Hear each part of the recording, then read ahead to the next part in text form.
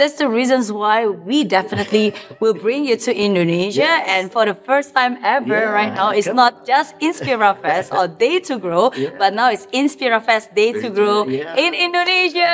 And so I made a conscious decision that, hey, look, I'm going to make a life and live a life of adding value to people. I'm so excited to come to InspiraFest in Indonesia. It's going to be a great time. You know, I'm going to be talking about leadership that day. Indonesia pasti bisa.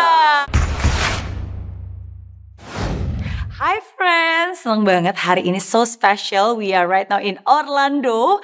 Dan hari ini kita special banget karena we are in the John Maxwell's Studio.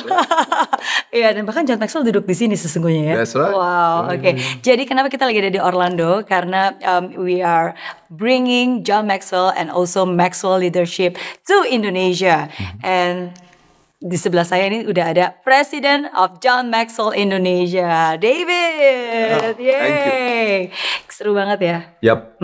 Sudah 10 bulan kita berbicara tentang membangun John Maxwell di Indonesia, dan akhirnya kemarin kita sudah secara formal meluncurkan bersama dengan MDco, dengan John Maxwell kita meluncurkan Maxwell Leadership Indonesia, tentunya bersama dengan Mary Riana juga dan dengan David Pratomo. So we are really excited untuk bisa melakukan ini bersama-sama dengan teman-teman di Indonesia. Iya, dan hari ini spesial banget karena mumpung kita lagi ada di Orlando, jadi we want to bring something that is very precious dari Orlando untuk kalian semua yang ada di Indonesia. Jadi udah ada di sebelah kita nih sesungguhnya.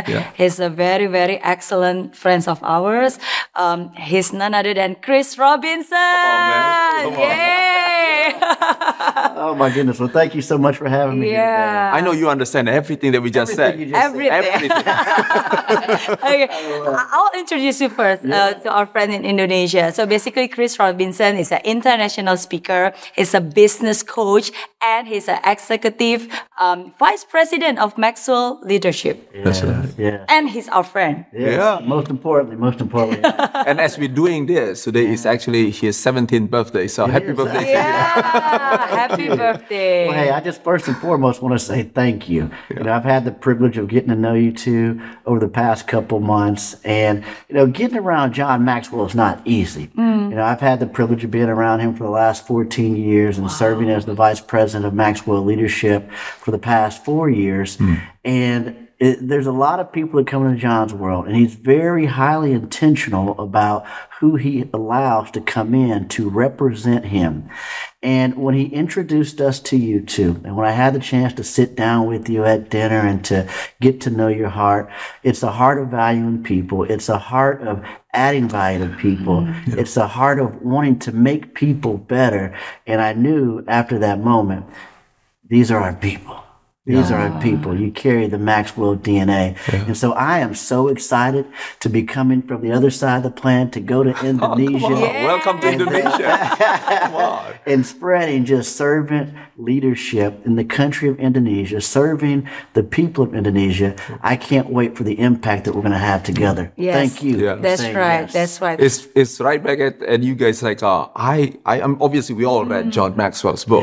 You know, I got to meet him 8 years ago. But then, as we continue to talk, I got to meet so many people inside Maxwell Leadership. And the first thing that I told my wife when I came home, I say that these people actually live the values that is written in the book. That's right. And the first time we met you, same thing. I say you're gonna blow it in Indonesia. So we really, really welcome you to Indonesia in advance. Wow. Thank you for doing this. So excited to come. So excited. Yeah, so it's not just about understanding the principle, but living the principle. Yeah. So tell us more about you. Yeah, so, you know, I love leadership. You know, I started my leadership journey, 24 years ago when I just really wanted to be a manager. Now, I had really shallow expectations or desires as a leader. I'm going to just be honest with the people. It was very shallow. I wanted 3 things. I wanted a title, I wanted some money, and I wanted to be the boss. Okay. Isn't it what everybody also wants at that age, right? But that's where I was at, and it was so shallow looking back at it. But what began to happen was, as I was in pursuit of those things, I have what I like to call a motive moment. I had a motive moment, and that motive intervention moment came when I came in contact with John Maxwell's book, The 21 Laws of Leadership. That book absolutely changed my life, because that book shared with me different things I had never heard before. Things that leadership is influence, nothing more, nothing less. That you have to connect with people, not correct people. That you want to add value to people. These things were different from what I was being told and shown to be the boss. And I just remember going, man, there's something different about this. And throughout taking all of his courses, I was taking courses at a church that I was attending, and we would watch him on VHS, the old, tube TVs and the VHS. And I would watch John, and I would take these notes, and I would go back into the workplace, and I did begin to apply those principles to my life. And that's when I saw myself beginning to rise and get promoted on the job, is when I shifted my focus from me to we and started really adding value to people. And throughout those years, that allowed for me to just really fall in love with adding value to people, which led me down the path of speaking, coaching, and training. And in 2011, I was one of the first people to be certified by John Maxwell. Wow. And it was truly amazing, because I had really great success in my 20s, and I went into a business on my own. It did not go well, and I had basically lost everything. But here I now had this opportunity to become part of the Maxwell Leadership Certified team, and I didn't have the money for it. But what I found in that moment is either I had to make a way or I could make an excuse. That's right. And I chose to make a way, to come up with the money, to figure out how to do it. And this environment, being a part of the Maxwell team, having the tools, the resources, the support, the community, learning from business people that I've already done what I wanted to do, it changed the trajectory of my life, and I haven't looked back since. This is my family, this is my home, and I'm so excited that it's expanding with you all. I don't know how many people are connected to your stories right now. Either they are in a situation that you were, or they are currently, rising up. And so I just want to let you know that represents so many millions of people, and your story has been a great blessing to us. It will be a great blessing to even many more. And it's a true testimony. When there's a will, there's a way, right? So it's interesting that you mentioned it's always started from the book and then the VHS, right? For us Indonesians, of course, we don't have the privilege to meet John Maxwell personally. So we definitely read John Maxwell's book. So what's the main difference between learning from books and, like seeing him in person and hearing from him directly? Because most of our people, they've read John Maxwell's book. Right. Yeah. Well, I love that you're asking about this, because this is something that a lot of people can't catch. Some things are taught, some things are caught. And when you have proximity to people, you catch things that you cannot catch in a book. And so for years, I've been around John and been able to catch things that I haven't seen him write about. Simple things. So let's just say, for example, I remember being out with him one time. We were playing golf, and I love golf. John loves golf, and we were just out there having a great time. But every couple of holes, I would see John stop, and he was over talking to the people that were cutting the grass. And then, it was interesting that he was stopping to talk to each one of the people that were cutting the grass. And then I asked him, I said, well, John, what were you doing? He goes, what I do, he goes, this is the best. He says, no one ever tips the maintenance people. He goes, you tip, your caddy, you tip, the kids that are washing the cars. He goes, but nobody ever tips the people that are cutting the grass. He goes, so I love adding value to people that never get to see the value. Wow. And I thought, oh my goodness, how amazing. Again, something that's caught. And, for years, I've had the opportunity to just see close hand of small things that you don't pay attention to, or that you could not see inside of a book. So when you get proximity, there's power in that, because you observe things. I remember, Mary, you saying to me when I was in Cambodia and we were there, and you came up to me afterwards and you caught something. Yeah. You said, Chris, it was amazing to me that you were sitting there taking notes from John Maxwell after you had seen him speak 1,000 times. And she was, but she caught that. I wasn't doing that for Mary, but if she had never been in that scenario and she had never seen me sitting at the feet of the #1 communicator in the world, still taking notes, still learning, growing, that was something that was caught that I would never think to teach anyone, but she caught it because of proximity. That's right. And I was so surprised he remembered it. It was like many months ago. And it is because, you know, I have a privilege of sitting just right next to him. And, you know, he's a speaker and he's been with John every single time. And then when John is speaking, and I saw him writing notes. So that's why I was asking like, wow, you still write notes from him, his teaching, and that shows humbleness and the willingness to always learn, and you know the mindset of always keep learning. I think that's excellent. And I mean, and today I'm more fired up about getting better as a communicator as I've ever been. And it's so exciting. And that was really one of the things that I was taking notes for, was I was taking notes to learn from John. But then after I was done speaking, John, we sat down afterwards and I said, John, could you give me feedback on my speaking today?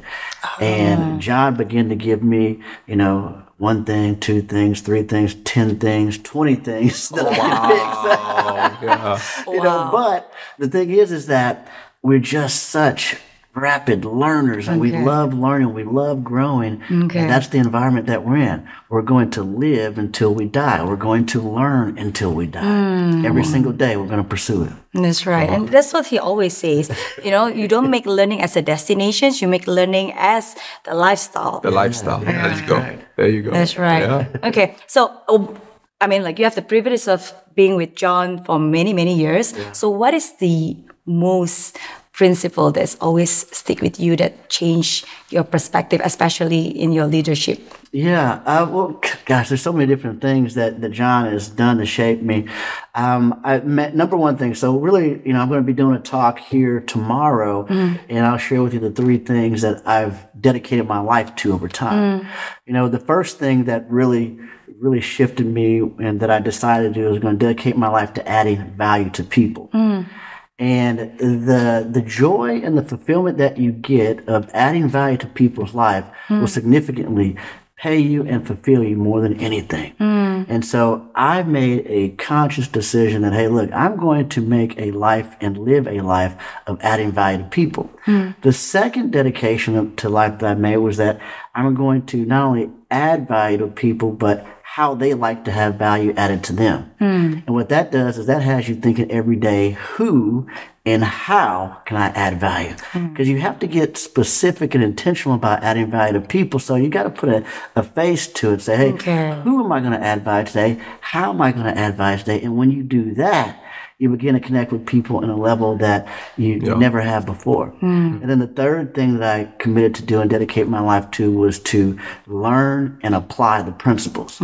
Not just learn it, because, you know, I mean, I'm not trying to get a PhD in philosophy. You know, I want to live out a life that's full, and the only way that you can do that is by applying the principles. So I can read all the books that are on the shelves, but if I don't do anything, nothing in my life is going to change.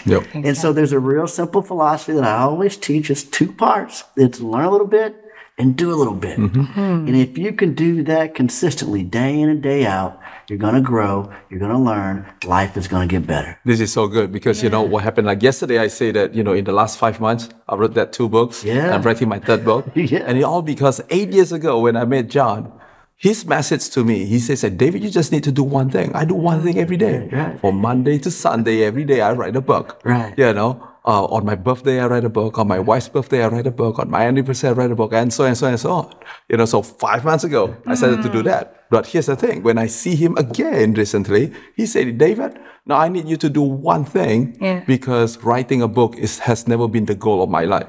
He said that my goal is that every day I want to add values to people around me. So he said, no, change the goal. Every day add values. And he just said it so perfectly. So again, like this is all live. We didn't check our notes before or anything like that. I just want to say that once again, it's what the Maxwell leadership really represents. It's not just again something that you write on the book, and then you say, okay, we're gonna sell this concept so that a lot of people will buy the book or the certification or anything like that. But it's really living it, and hearing you saying that, I thought like, my God, That's right. So we are still learning from you, learning from John. So thank you so much for sharing that. That's right. And that is an aha moment for everyone who is watching. Like learn a little bit, do a little bit, learn a little bit, and do a little bit. And it's not like learn a lot and do nothing, right? Because sometimes we can be overwhelmed with a lot of things, and yet we do nothing. Right. That's correct. Okay. That's correct. So talking about leadership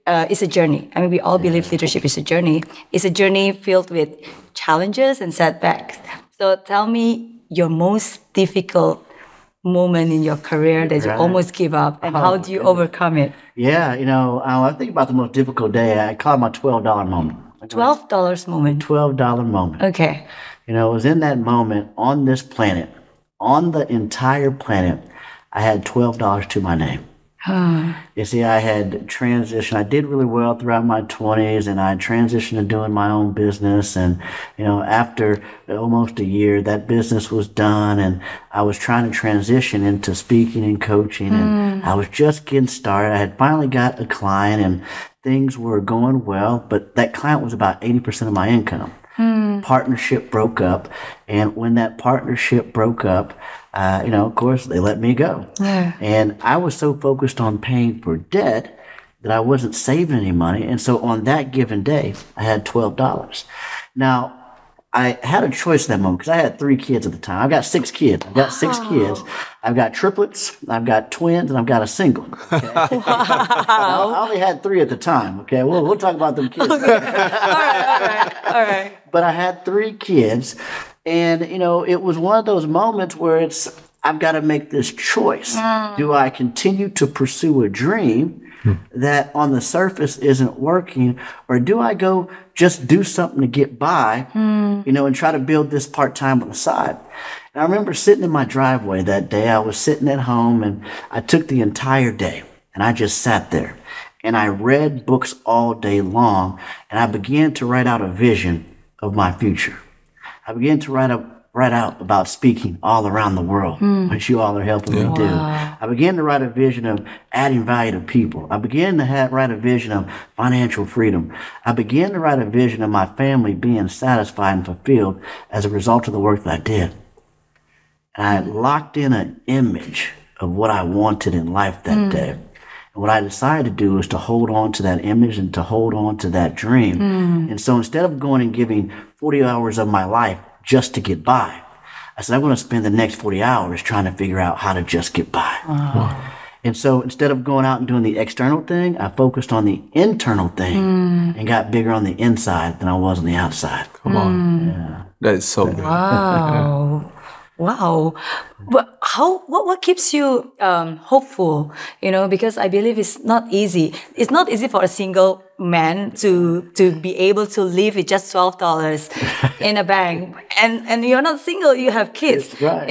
I know, sometimes we have dreams, we have high hopes, but at the same time, we also live in a practical things. Money is everything. So how do you balance between keeping your hopes high and yet at the same time, still doing what you're supposed to do? Yeah, well, it's 2 things. Number one is that, my wife was very supportive, and she understood and sees my calling to help people. And so having her support at home meant everything, because there's a lot of good men that work in a cubicle their entire life because they don't have a supportive spouse at home. They have dreams, they have aspirations, but they have a spouse that won't support them, and they die in a cubicle. I was fortunate enough to have and still have a wife that says, yes, go, add value to people. This is what you were put on the planet to do. But then in addition to having a supportive spouse, the thing that just spurs me on is people. I mean, I absolutely love helping people go from A to B. seeing people live out their dreams, seeing people have more and becoming more in their life. Nothing gives me greater joy than seeing somebody live out their best. I mean, and that just keeps me ticking day after day. There's a saying in my company, we say that change your crowd, change your life. Right. So you married the right woman. It is heaven on earth. You married the wrong one. Right. No, I'm not going to say anything about that. Again, once again, like I just, this is all impromptu, but that values, you see, is another thing that makes us all connected. Like from the day one, I joined Maxwell Leadership, as we have conversations with yourself, with people in the organizations, those conversations is reflecting, once again, the values that, that is being lived by. It's not a theory, it's not a philosophy, it's not something that, once again, we want to sell something, so we're trying to create a great quote, create a great paragraph or anything like that. So once again, I don't know how many millions of people you're speaking to right now, and I think that it's not an aha moment. I think it's like an awakening call.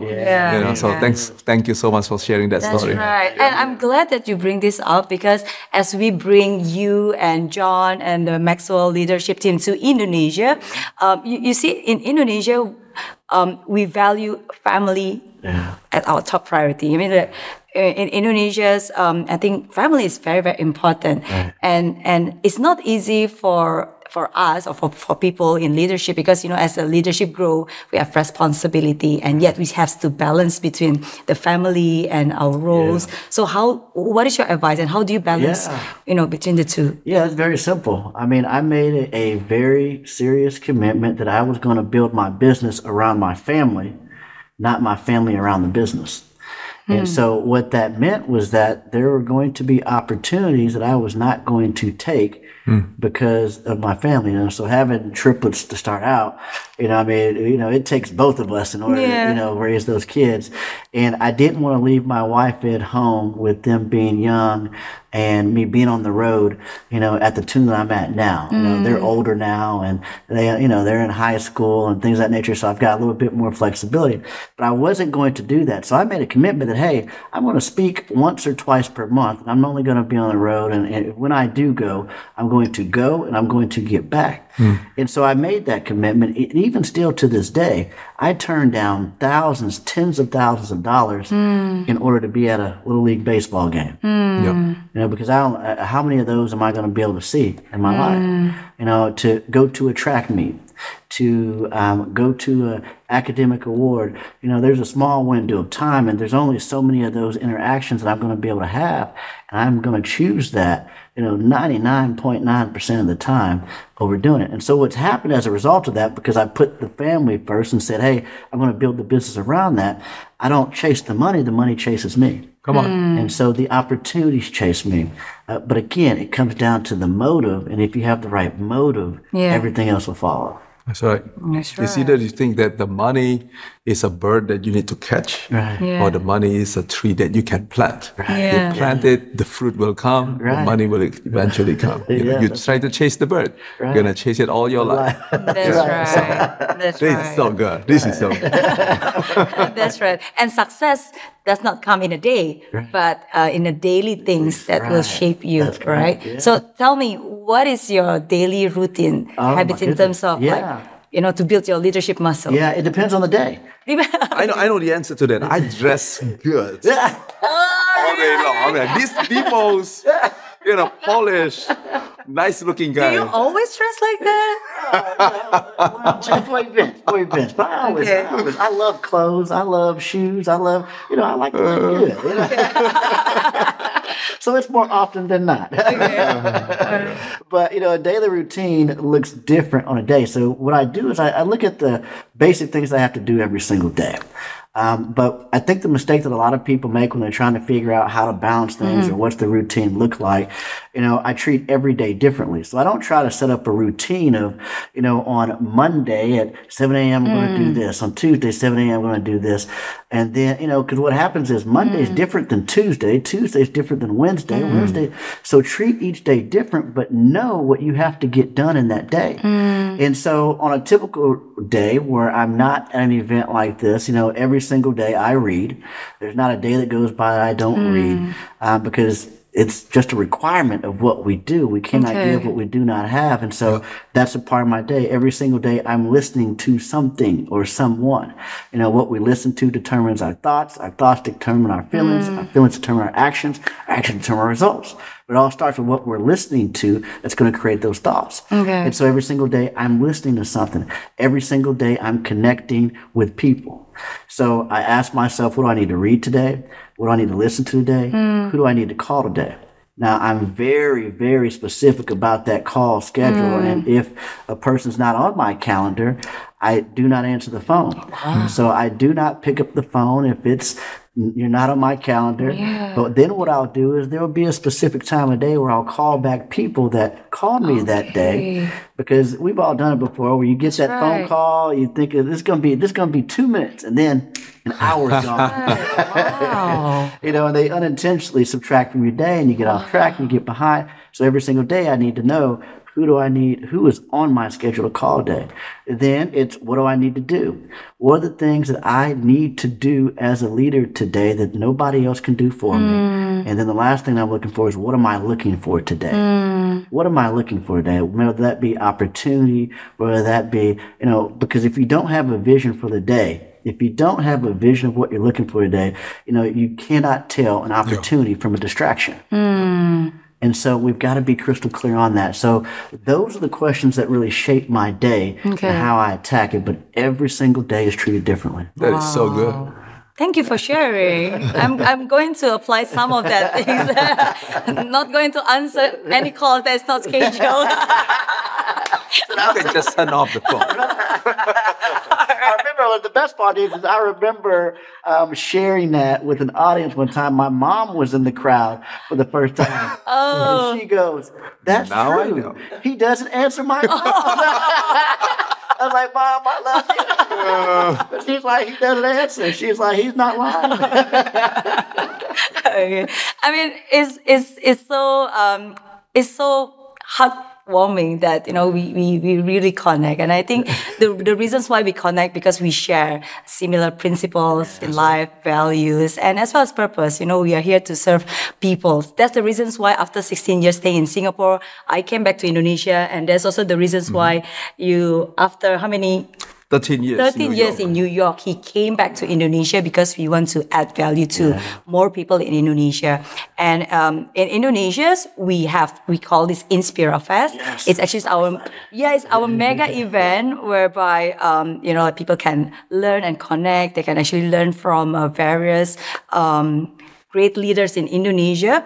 And we've been doing that for the past 10 years, you know, this InspiraFest. And when I know about John Maxwell and Maxwell Leadership, you do have this mega event here in US, and it's called Day to Grow. That's correct. Right? So tell us more about your Day to Grow first here in the US. Yeah, here at Day to Grow, we've done that for the last 10 years as well. So we were starting at the same time, right? I just know that. Starting at the same time.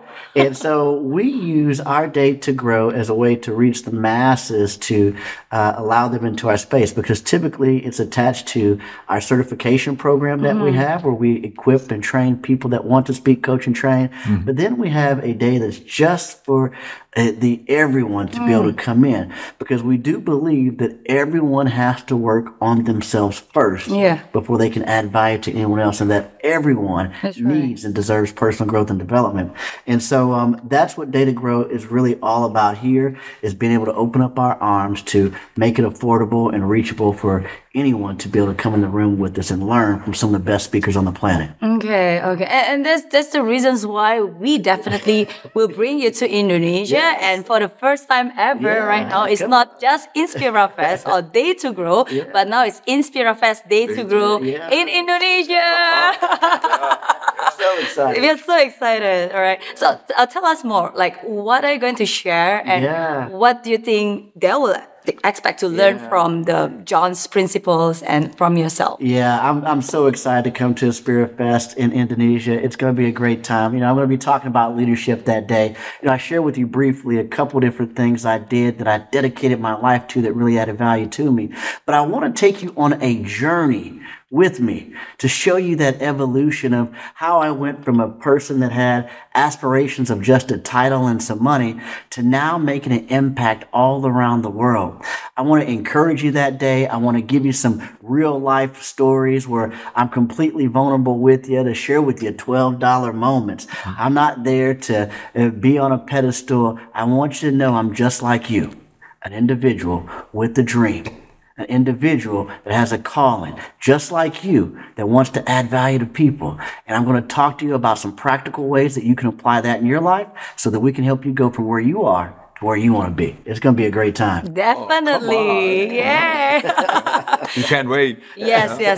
As you mentioned about the $12 moment, it keeps reminding me because of my $10 a week moments as well. So, we all have been through a lot of setbacks in our life, but life goes on. It does. And our choice, can create a difference in our life. Right. Yeah. One decision can shape your life forever. That's correct. Yeah. Wow. Right. Thank you. Thank you so much. Looking forward to working with you both. Thank you. Looking forward to have you in Indonesia. I think you must teach him some Indonesian words, right? There's some Indonesian. You say you can do this. We're gonna say. She's gonna say Indonesia. Yeah. Okay. And we gonna say pasti bisa. Pasti bisa. Pasti is like you say pasta. Yeah. Basti. But you change the last A with an I. With I. Basti. Bisa. Pasti. Bisa. Basti bisa. Okay. There you go. Come on. yeah. And it means that you can do it. Yes, you All right, can. yeah. Okay, so I'm going to say Indonesia, and then we all say pasti bisa. All right. With our hands like that. All right. Wow. Okay. Let's do that. Okay. Indonesia, pasti bisa.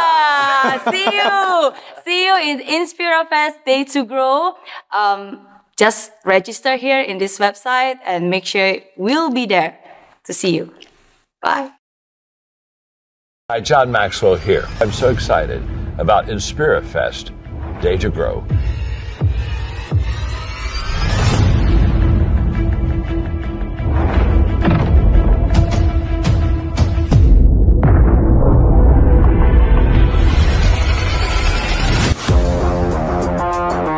Di hadapan saya hadir pengusaha-pengusaha hebat Indonesia.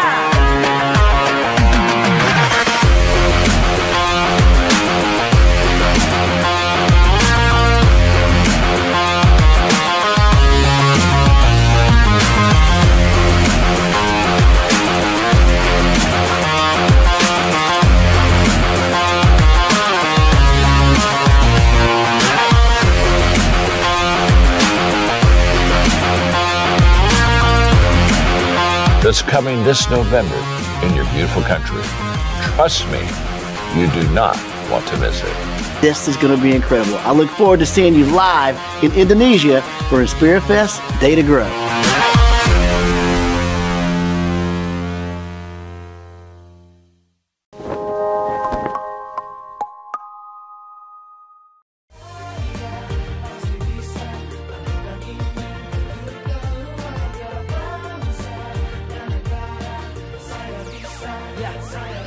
Rasakan bumi tanpa hujan, hidup tanpa tujuan, kering dan mati tanpa hijaunya tumbuhan. Demikian kalau mimpi tak kunjung terjadi.